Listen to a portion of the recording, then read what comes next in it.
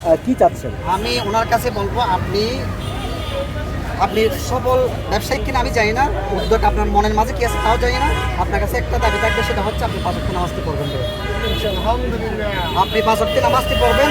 ব্যবসা জাহান নামে যাচ্ছে, ব্যবসা এখানে যারা আপনার রিজিক পেরে খাচ্ছে ওইটা মনে করবেন আপনার সঞ্চয় জমা, এটা এখানে না।